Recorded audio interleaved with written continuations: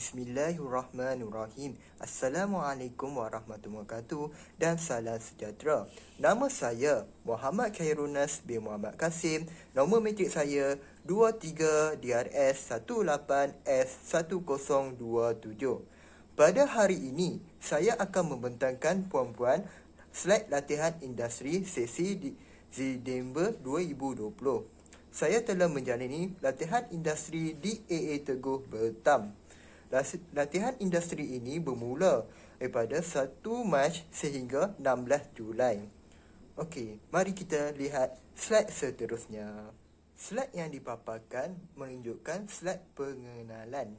AA Teguh Group adalah sebuah syarikat pemborongan barangan runcit dan sejuk buku 100% milik Bumiputera yang telah beroperasi sejak tahun 2003.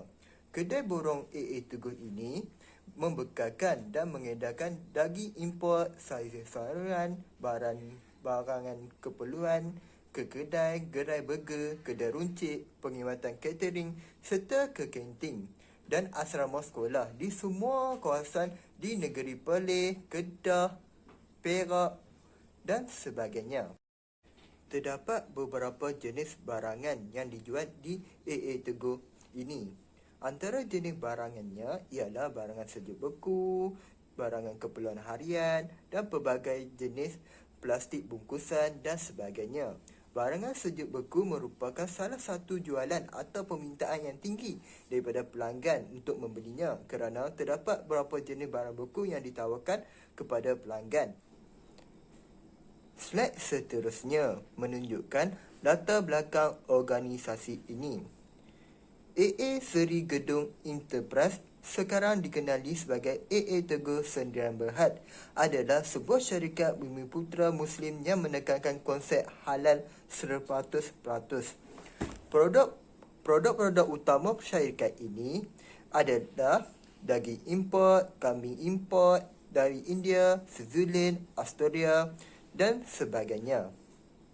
AA Teguh Sdn Bhd ini ditubuhkan pada 19 Mac 2003.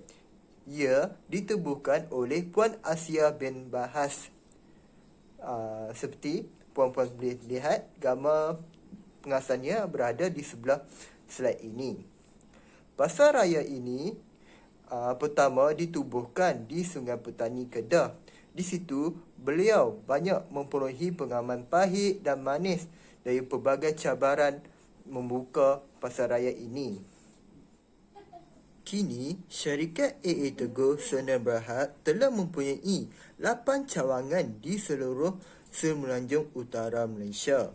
Antara lokasi cawangan ini berada di AA Teguh Sdn Bhd Sungai Petani HQ, AA Teguh Sdn Bhd Tikam Batu, AA Teguh Baling, AA Teguh Sdn Bhd Sungai Petani di berlokasi Seri Gedung, AA Teguh Sdn Bhd Pendang, AA Teguh Sdn Bhd Bertam, AA Teguh Sdn Bhd Balik Pulau Taman Manggih, AA Teguh Sdn Bhd Balik Pulau Seri Pulau.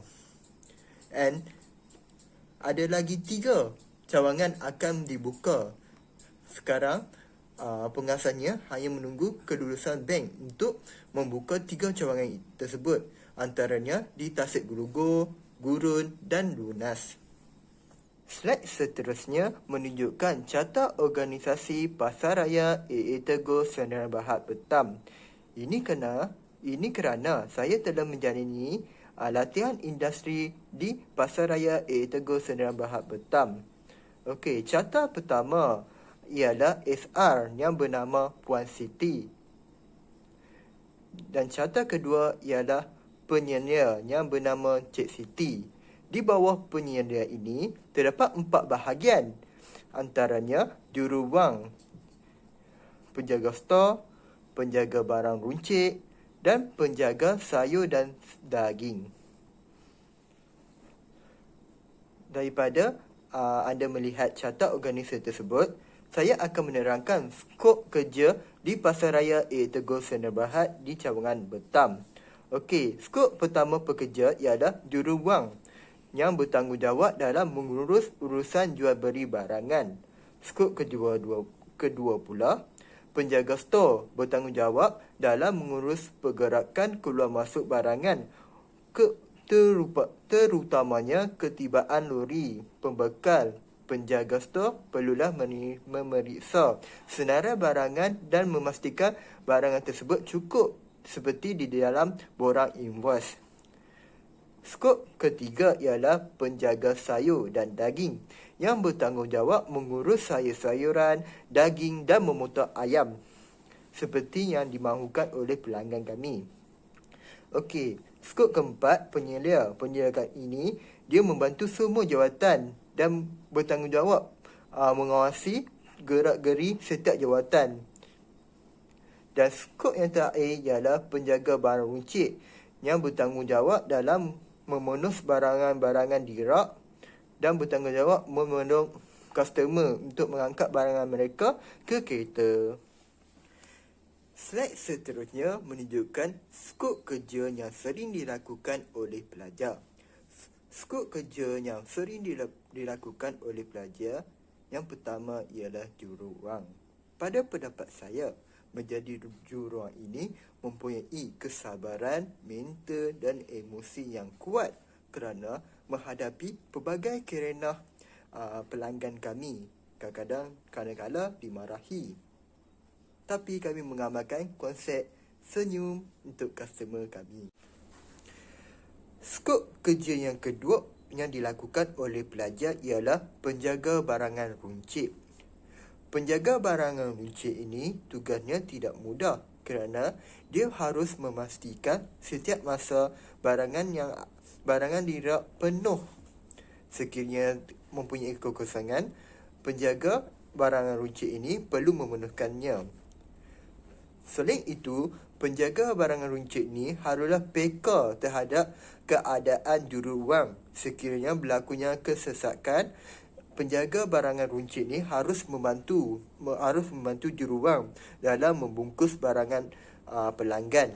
Selain itu, penjaga barangan runcit ini juga perlu membantu pelanggan dalam mengangkat barangan mereka ke kereta. Keutamaan diberi kepada warga emas, AKU, wanita hamil dan sebagainya. Skop ketiga yang sering dilakukan oleh pelajar ialah tugasan penjaga stor. Penjaga stor ini amat penting kerana sekiranya barangan lori yang datang ke kedai kami, penjaga stor haruslah mengambil tindakan dan bertanggungjawab mengeluarkan barangan dan memastikan setiap barangan cukup seperti di dalam borang invoice. Dan penjaga stor haruslah menyusun barangan di dalam stor, tetapi barangan lama perlu dibawa keluar dahulu dan barangan baru dimasukkan semula. Kerana pasaran ini menggunakan konsep first in, first out. Macam itulah. Yang pertama datang, pertamalah yang keluar. Sebab tidak mahu berlakunya perselisihan barangan lama dan barang baru. Dan penjaga stor sekiranya tiada pekerjaan, dia perlulah membantu penjaga barang runcit seperti mengimbang barangan rempah ratus, garam dan sebagainya. Dalam slide ini menerangkan tentang laporan teknikal aktiviti yang dijalankan sepanjang minggu semasa menjalani latihan industri.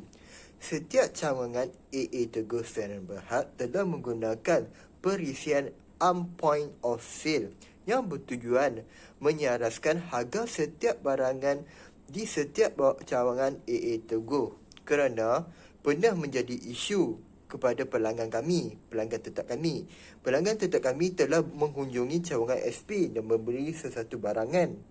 Dan keesokan harinya, dia mengunjungi cawangan Bertam. Tetapi, dia mendapati harga yang tidak sama. Dan menjadi isu di situ. Daripada peristiwa itu, AA Teguh telah menyelaraskan menggunakan sistem ini. Selain itu, sistem ini juga mengira kadar jualan sesuatu barangan setiap hari, bulan dan tahunan. Mengenal pasti permintaan tinggi atau rendah pada sesuatu barangan. Setiap kawalan harga dan turun naik jualan boleh dikawal dan dikesan oleh Ibu Pejabat AA Teguh Sdn Bhd. Kebiasaannya, perhiasan ini digunakan di bahagian juruwang, penyelia, kerani dan SQ Ibu Pejabat AA Teguh Sdn Bhd.